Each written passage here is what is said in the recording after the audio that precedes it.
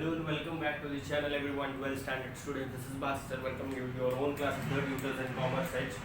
Okay, 12th standard का आज OCM का चैप्टर नंबर 5 का सेकंड लेक्चर है इमर्जिंग मोड्स ऑफ बिजनेस में हम लोग ने लास्ट टाइम एक चीज़ पढ़ी थी जिसका नाम था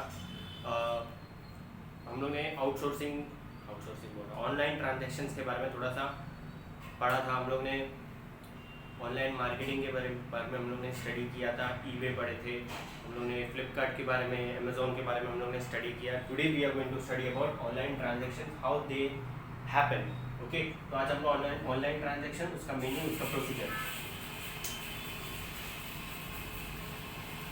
buying and selling process, outsourcing, meaning और नीड फॉर आउटसोर्सिंग।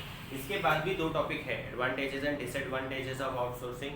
वो सेल्फ स्टडी के लिए मैंने छोड़ा है तुम लोग के लिए, प्लीज़ उसको रिफ़र कर लो और देख लो। अगर कुछ नहीं समझता तो कमेंट सेक्शन में पूछ सकते हो या मुझे व्हाट्सएप पे पूछ सकते हो। I will clear your all the doubts related to that particular topic, but तुमको वो खुद से पढ़ना है because it is quite a simple topic. ठीक है, so let us begin with the lecture. Online transaction मतलब क्या? एकदम सिंपल सी बात है,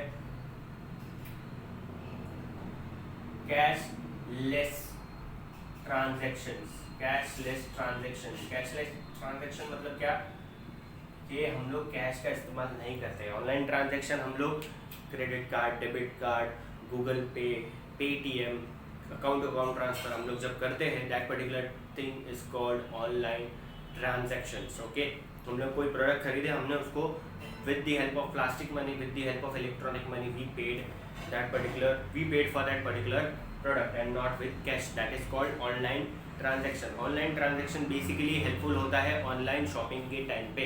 ऑनलाइन शॉपिंग जब हम लोग करते हैं तो उसके सर्टेन प्रोसेस होते हैं। ऑनलाइन ट्रांजैक्शन का अभी हम लोग मीनिंग पढ़ेंगे।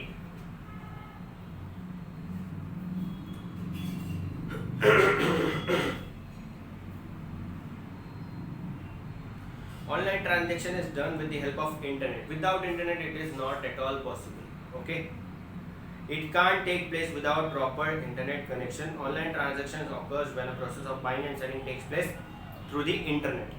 Okay, you are purchasing something from Amazon, you paid for that particular product on the spot with the help of internet from your account to the account of that particular person who is selling that particular product. समझ में आया? Clear? Wait a second.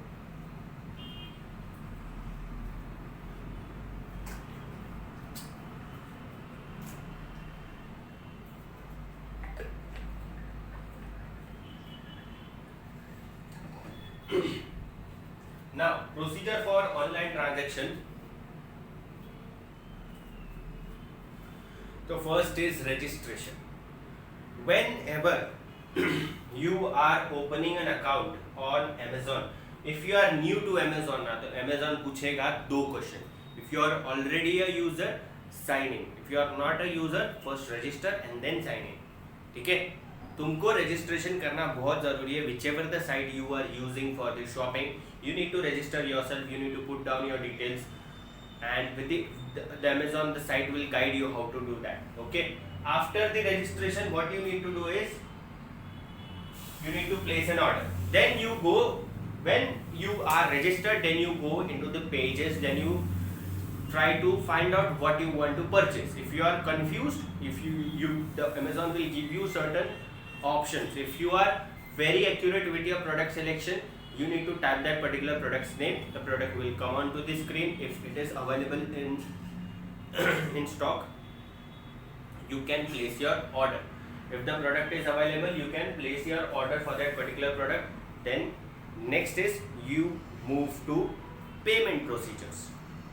When you place an order, you select the product, you put that product in your cart, then Amazon or Flipkart will give you a button to press, and that button, on that button it will be displaying that place your order.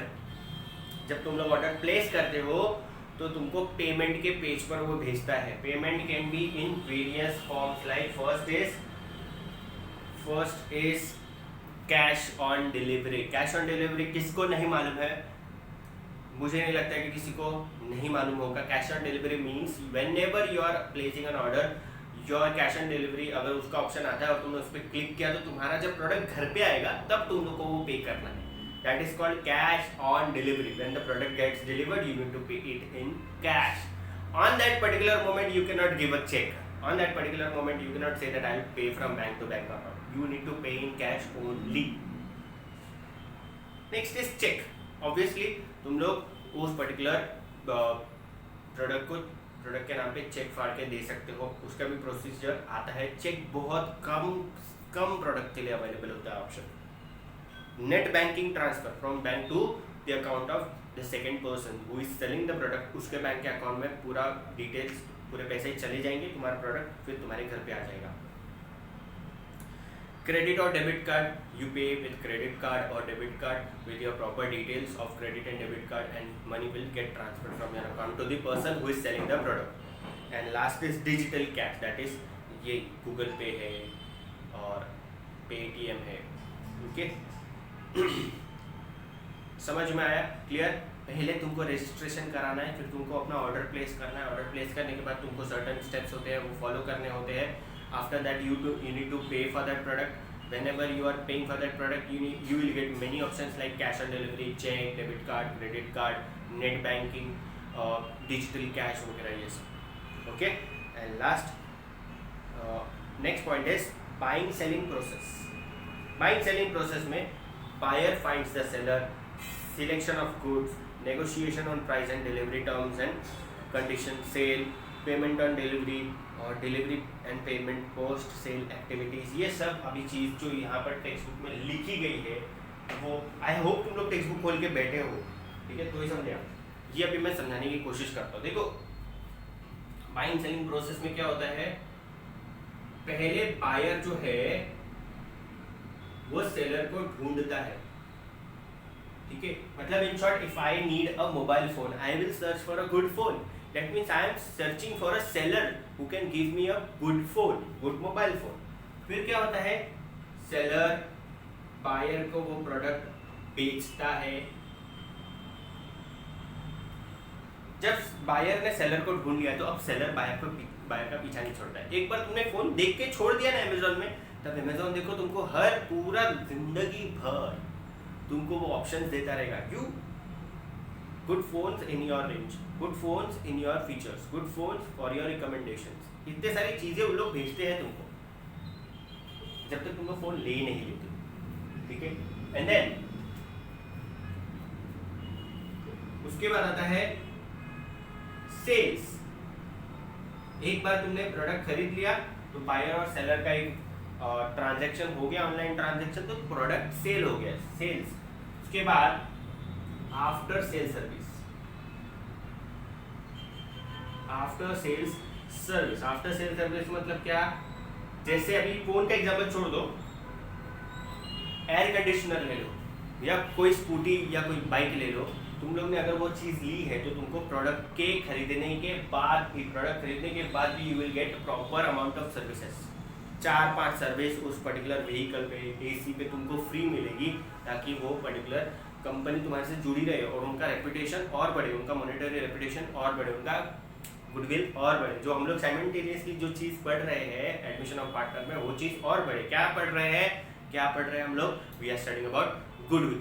Okay, so I hope you people have understood this particular process. एकदम simple सा है. Buyer seller को ढूंढता है, फिर seller buyer को ढूंढता है, फिर प्रोडक्ट बिका जाता है. प्रोडक्ट बेचने के बाद आफ्टर सेल सर्विस होती है और इस प्रोसेस में हम लोग पेमेंट जब करते हैं that can be any mode of payment. Mostly इसमें हम लोग कैश का ट्रांजैक्शन ही अभी भी इंडिया में करते हैं. डिजिटल इंडिया बनाने की कोशिश कर रहे हैं हमारे prime minister of India, but still cash पे ही अभी भी पब्लिक टिकी हुई है. 60-70% people are still relying on cash और not on digital money. I hope you people have understood. ये वाला पॉइंट समझ में आ गया. अब अगला वाला जो पार्ट है वो और भी सिंपल है और इंटरेस्टिंग है, जो तुम लोग को पता नहीं होगा कि ये चीज़ एग्जिस्ट करती है. अब हम लोग पढ़ने वाले हैं आउटसोर्सिंग के बारे में. ओके, ये मिटा देते हैं. अब हम लोग पढ़ने वाले हैं आउटसोर्सिंग के बारे में. ये है जिस किसी को भी नहीं मालूम है मैं बता देता हूं कि ये क्या है, क्या बना रहा हूं। ठीक है, ये है फन विस्टा। तुम लोग बोलोगे सर क्या बनाया है? यहाँ पर एक स्क्रीन है, यहाँ पर एक स्क्रीन है, यहाँ पर एक स्क्रीन है, 3 स्क्रीन है फन विस्टा में। इस स्क्रीन के अंदर में पिक्चर दिखाई जाती है, यहाँ पर मूवीज दिखाई जाती है। ये वाला एरिया कैंटीन का एरिया है, ये वाला एरिया जो अंदर बैठते हैं लोग वो वाला एरिया है ये वाला, और यहाँ पर से सीढ़ियाँ है और यहाँ से लोग चल के बाहर से अंदर एंट्री करते हैं। ये पार्किंग वाला एरिया है, ये पार्किंग वाला एरिया है। ये जो एरिया है ये अलॉट किया गया है फॉर बैनर्स एंड ऑल, जो कचरा वचरा उनका रहता है वो सब डस्टबिन वगैरह रहता है। ये वाला पार्ट जो है ना, ये वाला, ये जो पार्किंग वाला पार्ट है, ये पूरा एरिया ऑक्यूपाई हो रहा है फन फिएस्टा का, ये पूरा एरिया ऑक्यूपाई हो रहा है। अब ये वाला जो एरिया है ना, ये इनका कोर एरिया है। इसको क्या बोलते हैं? Core area. कोर मतलब important area, very very important area, जहां पर इस पर्टिकुलर बिल्डिंग में काम हो रहा है। ये पार्ट जो है this is a west part, तो हम लोग इसको बोलेंगे नॉन कोर एरिया। क्या बोलेंगे? Non core area. What we will say to these areas which are not important, we say non core areas. We are studying about outsourcing. Confuse नहीं होना है तुमको। Okay, so when we study about outsourcing we study about non core areas. Outsourcing में हम लोग study करते हैं about non core area. अब तुम लोग बोलोगे कि सर ये वेस्ट एरिया के बारे में हम लोग स्टडी कर रहे हैं, उसका मीनिंग, उसका नीड्स, उसका एडवांटेज, उसका डिसएडवांटेज, उसके टाइप्स, इतना सारा सिर्फ एक वेस्ट एरिया के बारे में। वो एरिया वेस्ट नहीं, वो एरिया से भी इनकम जनरेट हो सकती है। अब वो इनकम कैसे जनरेट होगी? What to do in that particular area? वहां पर तो फिल्म दिखा नहीं सकते, वहां पर तो हम लोग थिएटर बना नहीं सकते, वहां पर करें तो करें क्या? अब जो लोग पिक्चर देखने आते हैं उन लोग आते हैं बाइक पे, उन लोग आते हैं व्हीकल्स पे, उन लोग आते हैं 4 व्हीलर्स पे। उन लोग रोड में गाड़ी खड़ी करेंगे नहीं, उन लोग अपने ही एरिया जो पार्किंग वाला एरिया है वहां पर खड़ी करेंगे। तो पार्किंग का पैसा भी लेते हैं ना, ऑब्वियसली पिक्चर की टिकट खरीद के गए हैं। अगर हम पार्किंग फ्री में नहीं करने दे रहे हैं और पैसा ले रहे हैं पार्किंग का, तो पिक्चर छोड़ के तो जाएंगे नहीं, है कि नहीं? पिक्चर छोड़ के तो जाएंगे नहीं, गाड़ी तो पार्क करेंगे ना। तो गाड़ी का 4 व्हीलर का अपन लेंगे 20 रुपया, 2 व्हीलर का अपन लेंगे 10 रुपया। ओके, पूरे दिन भर में ये 3 स्क्रीन में समझो 4 बार पिक्चर दिखाई गई, हर स्क्रीन में 4-4 बार, मतलब 3 स्क्रीन में हुई 12 मूवीज। 12 शो को देखने के लिए समझो 1200 लोग आए। 1200 में से समझो 600 लोगों ने गाड़ी लाई, 600 में से 200 लोगों ने 4 व्हीलर लेकर आए। 4 व्हीलर कितनी थी? 200 इंटू 20, और 2 व्हीलर कितनी थी? 400 into 10 rupees for 4 wheeler and 20 rupees for 2 wheeler. तो 200 इंटू 20 करोगे तो समवेयर अराउंड 4000 रुपया तुमको आता है। इसका तुम लोग 4000 रुपया कमा रहे हो। ओके, और ये तुम लोग करोगे तो समवेयर अराउंड इसका भी 4000 रुपया आता है। अभी ये मैंने क्या बोला था? ये एक नॉन कोर एरिया है, unimportant area, not an important area, जो कुछ काम का नहीं है। जो कुछ काम का नहीं है वो एरिया से हमको दिन का 8000 रुपया आ रहा है, minimum 8000 rupees for 1 day. Picture 365 days चलती है, 30 दिन पकड़ते हैं महीने का, इंटू 30 करो तो तुम्हारा हो जाता है ये 2,40,000 रुपीज।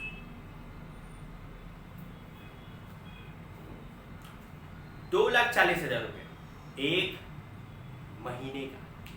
अब इस पर्टिकुलर काम को करने के लिए हमने, ये पर्टिकुलर काम फनफिस्टा वाले नहीं करते। ये पार्किंग का काम जो रहता है, that particular work is done by the parking guard या ऑफिसर बोलते हैं हम लोग, जो लोग यूनिफॉर्म में खड़े रहते हैं ना। ऐसे 2 बंदों को हमने रखा काम पे, एक ये वाला एरिया संभाल रहा है, एक ये वाला एरिया संभाल रहा है, ऐसे 2 लोगों को रखा और उनको बोला हमने तुमको मंथली एक एक जन को हम 20-20 हज़ार रुपया देंगे। तो ये 20-20 हज़ार रुपया दिया तो ये 40 हज़ार तो कैंसिल हो गया समझो। तो मंथली सिर्फ फनविस्टा वाले ने अपने बिना काम के एरिया को यूटिलाइज करके कितना कमाया, 2 लाख रुपए महीने का। 2 लाख रुपया सिर्फ वो अपने बिना काम के एरिया में से निकाल रहा है। कुछ काम का नहीं है वो, कुछ काम का एरिया नहीं है। वहाँ क्या होगा ज़्यादा, पार्किंग होगी, पार्किंग के एरिया में से 2 लाख रुपया महीने का, साल का 24 लाख रुपीस, 12 महीना होता है ना, 12 into 2 लाख, 24 लाख रुपीस सिर्फ पार्किंग का एरिया यूटिलाइज करके वो 1 BHK फ्लैट हर साल ले सकता है कि नहीं। अब ये तो हो गई आउटसोर्सिंग की बात कि आउटसोर्सिंग क्या होता है, but outsourcing is not so simple. अब यहाँ पर क्या होता है कि ये जो पार्किंग गार्ड होते हैं ना, इनको सैलरी जो मिलती है ये डायरेक्टली नहीं मिलती है 40,000 रुपीज़, ये जाती है इनके एजेंट के पास। ये जो पार्किंग गार्ड आते हैं ये आउटसोर्सिंग एजेंट के पास से आते हैं। अब समझो क्रोनोलॉजी, ये है फनविस्टा। फनविस्टा का नॉन कोर एरिया के लिए उसने आउटसोर्सिंग एजेंट के लिए आउटसोर्सिंग एजेंट को पूछा कि बाबा मुझे ऊपर वाला एरिया दिख नहीं होगा। फनविस्टा वाले ने आउटसोर्सिंग एजेंट को कांटेक्ट करा,